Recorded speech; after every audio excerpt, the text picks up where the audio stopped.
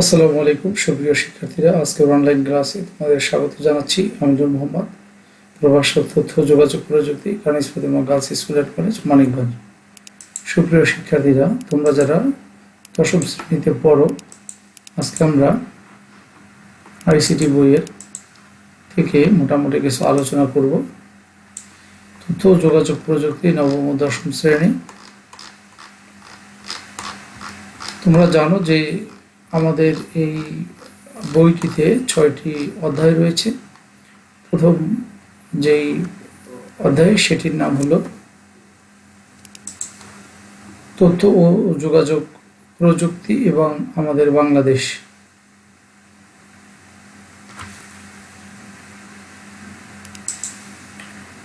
তথ্য ও যোগাযোগ প্রযুক্তি এবং আমাদের বাংলাদেশ।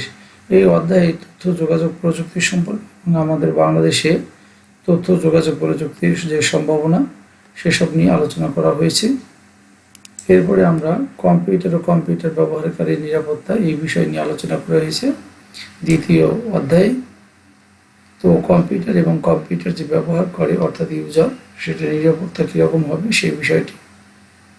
এরপরে আমার শিক্ষা ইন্টারনেট, অর্থাৎ শিক্ষাক্ষেত্রে ইন্টারনেট কী ভূমিকা রাখে। আমার লেখালেখি ও হিসাব, অর্থাৎ আমরা যেটাকে মাইক্রোসফট অফিসের দুইটি প্রোগ্রামের নাম বলবো, একটি হলো MS ওয়ার্ড এবং একটি হলো MS এক্সেল। তাহলে MS ওয়ার্ড হলো আমার লেখালেখি এবং MS এক্সেল হলো হিসাবের জন্য দুটি প্রোগ্রাম। এরপরে আমরা পঞ্চম অধ্যায়ে শিখব মাল্টিমিডিয়া, যেটাকে আমরা বলতে পারি যে মাল্টিমিডিয়া যে ক্লাসরুম আমরা ব্যবহার করি, অর্থাৎ মাইক্রোসফট পাওয়ার পয়েন্ট MS অফিসের মধ্যে একটি প্রোগ্রামের নাম মাইক্রোসফট পাওয়ার পয়েন্ট। এবং এখানে আমরা শিখব গ্রাফিক্স, অর্থাৎ যেটাকে আমরা বলবো যে ফটোশপ এবং ইলাস্ট্রেটর। আর ষষ্ঠ অধ্যায়ে আমরা পড়বো ডেটাবেজের ব্যবহার। এটিও একটা প্রোগ্রাম, এটি মাইক্রোসফট অফিসের মধ্যে MS এক্সেস একটি প্রোগ্রামের নাম। তাহলে আমরা এই দশম শ্রেণীতে আমরা যে 6টি অধ্যায়ের কথা বললাম, তাহলে আমরা প্র্যাকটিক্যালভাবে আমরা অনেক কিছুই শিখব। সেটি হলো আমরা কম্পিউটার যে ব্যবহার করব সেই ক্ষেত্রে যে কীভাবে আমরা পাসওয়ার্ড দিব, নিরাপত্তা বা এই সিস্টেমটিকে ওকে রাখার জন্য আমরা কি কাজগুলো করব, আমরা শিক্ষাক্ষেত্রে ইন্টারনেট কীভাবে ব্যবহার করব, এবং লেখালেখি এবং হিসাবের ক্ষেত্রে আমরা কোন প্রোগ্রাম ব্যবহার করব। তাহলে মাইক্রোসফট অফিস প্রোগ্রামের মধ্যে MS ওয়ার্ড, MS এক্সেল, তারপর MS পাওয়ার পয়েন্ট এবং MS এক্সেস এই কটি আমরা শিখব। এবং সাথে সাথে আমরা ফটোশপ, ইলাস্ট্রেটর অর্থাৎ গ্রাফিক্সের কাজগুলো দেখব বা শিখব। তো আমরা একটু আলোচনা করি যে আমাদের প্রাথমিক যে আলোচনা তথ্য যোগাযোগ প্রযুক্তি এবং বাংলাদেশ, আমাদের বাংলাদেশ। এখানে গুরুত্বপূর্ণ বিভিন্ন লিঙ্ক আছে: মুক্তপাঠ, জাতীয় পোর্টাল, ইবুক, প্রাথমিক ডিজিটাল কন্টেন্ট, জনপ্রশাসন মন্ত্রণালয়, মন্ত্রিপরিষদ বিভাগ, প্রধানমন্ত্রী কার্যালয়। আমরা এই অধ্যায় পাঠ শেষে কী কী বিষয় বুঝবো বা আমরা এগুলো করতে পারবো সেই সম্পর্কে আলোচনা করা হয়েছে। আমরা 21 শতক এবং তথ্য যোগাযোগ প্রযুক্তি, 21 শতক এবং তথ্য ও যোগাযোগ প্রযুক্তি সম্পর্কে এখানে আমরা তাত্ত্বিক কিছু বিষয় দেখব। ICT প্রতিযোগিতা হচ্ছে, আমরা দেখতেছি সবার সামনে একটি কম্পিউটার এবং এখানে সবাই কিন্তু যার যার কাজে অর্থাৎ প্রতিযোগিতায় অংশ নিচ্ছে প্রতিযোগীরা। সেটি হতে পারে ন্যাশনাল, হতে পারে ইন্টারন্যাশনাল। তথ্য যোগাযোগ প্রযুক্তির বিকাশে উল্লেখযোগ্য সমস্ত ব্যক্তিত্ব, তাদের সম্পর্কে আমরা এখানে জানব, তাদের জন্ম, মৃত্যু সাল এবং কার কোথায় কোন প্রোগ্রামে কার কী অবদান এই সম্পর্কে এখানে বলা আছে। আমরা বেশ কয়েকজন এদের সম্পর্কে জানব।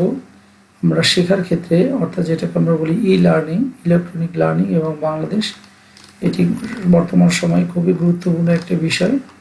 শেখার ক্ষেত্রে গভর্নেন্স ও বাংলাদেশ, অর্থাৎ সরকারিভাবে যে সমস্ত কাজকর্ম নাগরিকের সাথে সম্পৃক্ত সেটি আমরা এই টপিক পড়লে আমরা জানতে পারবো। সার্ভিস এবং বাংলাদেশ, ইলেকট্রনিকভাবে আরও বিভিন্ন সার্ভিস রয়েছে, যেমন E4G, electronic money transfer system, যেটাকে আমরা EMTS বলি, পর্চা সেবা, জমি জমা সংক্রান্ত বিষয়, স্বাস্থ্য সেবা, রেলওয়ে ই টিকিটিং এবং মোবাইল টিকিটিং, অর্থাৎ মোবাইল ফোনের মাধ্যমে আমরা যেটা রেলওয়ে টিকিট আমরা এগুলো ক্রয় করতে পারি তথ্য প্রযুক্তি ব্যবহার করে। ই কমার্স এবং বাংলাদেশ, বর্তমানে বাংলাদেশে বিভিন্ন রকমের ই কমার্স সাইট রয়েছে। বাংলাদেশের কর্মক্ষেত্রে আইসিটি খুবই একটা গুরুত্বপূর্ণ ভূমিকা পালন করে। সামাজিক যোগাযোগ ও আইসিটি অর্থাৎ সোশ্যাল যে আমরা কমিউনিকেশন বলি, সেই ক্ষেত্রে আইসিটির কি ভূমিকা, সেক্ষেত্রে রয়েছে ফেসবুক, টুইটার ইত্যাদি। বিনোদন আইসিটি আমাদের বিনোদন ক্ষেত্রেও কাজে লাগে। এবং আমরা ডিজিটাল বাংলাদেশ গড়ার ক্ষেত্রে আমরা কিভাবে এই কাজটি করে থাকবো সেই সম্পর্কে আলোচনা আছে। এটি আবার ডিজিটাল শব্দটি আবার অ্যানালগের সাথে অনেকটা মানে দুটি সিস্টেম, অ্যানালগ এবং ডিজিটাল। আমরা অ্যানালগ ছিলাম, সেই ক্ষেত্রে আমরা কিভাবে ডিজিটালে চলে আসলাম সেই বিষয়গুলোর আলোচনা।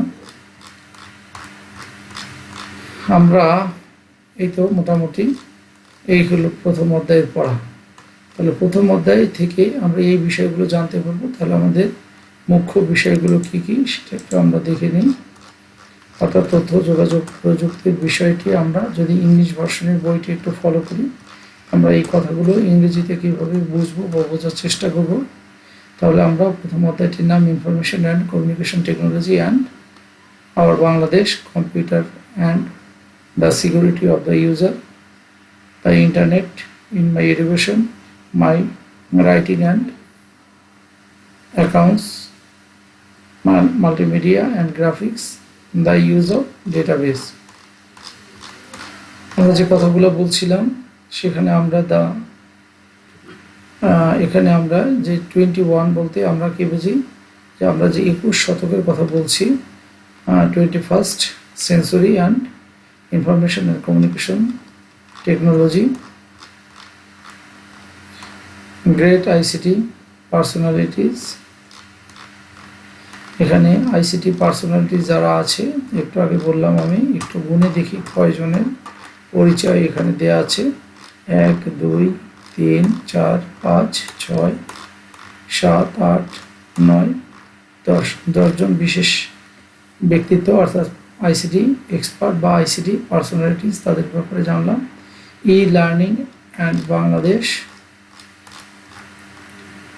e-governance and Bangladesh, e-service and Bangladesh, তার মধ্যে রয়েছে e permit, electronic money transfer system MTS, e settlement records, e health care. এই সেটেলমেন্ট শব্দটি যেটা পর্চা রিলেটেড, জমি জমা সংক্রান্ত যে সমস্ত, সেটা হল e settlement records. E health care, e-ticketing and mobile ticketing of railway, e-commerce and Bangladesh, ICT in the job sector of Bangladesh, অর্থাৎ বাংলাদেশে জব সেক্টর যে রয়েছে সেখানে আইসিটির গুরুত্ব বা ভূমিকা। সোশ্যাল নেটওয়ার্কিং অ্যান্ড আইসিটি, অর্থাৎ সামাজিকভাবে আমরা আইসিটিকে কীভাবে কাজে লাগাবো, অর্থাৎ আইসিটি যে একটা সামাজিক যে একটা নেটওয়ার্ক তৈরি করে, যেমন www.facebook.com, তারপরে এসে www.twitter.com। এন্টারটেইনমেন্ট অ্যান্ড আইসিটি, বিনোদনের ক্ষেত্রে আইসিটির ভূমিকা। ডিজিটাল বাংলাদেশ। তো এই যে বিষয়গুলো নিয়ে আমরা বললাম, এই বিষয়গুলো আমরা মনে রাখার চেষ্টা করব। অর্থাৎ এই অধ্যায়টি আমাদেরকে কী কী বিষয় শেখাবে সেই বিষয়গুলো আমরা জানবো, যে তাত্ত্বিকভাবে আমাদের এই বিষয়গুলো জানা দরকার। সাথে সাথে আমরা এই কথাগুলোর মধ্যে থেকে যেই অংশটুকু প্র্যাকটিক্যাল করা সম্ভব সেই বিষয়গুলো আমাদেরকে একটু বুঝতে হবে। তো ধারাবাহিকভাবে আমি আলোচনাগুলো করে যাব। তো আগেই তোমাদেরকে নোটিস করা হয়েছে যে জুমে তোমরা জয়েন করো, ক্লাসটি করো, বা তোমরা কেউ জয়েন করো নাই, যাই হোক।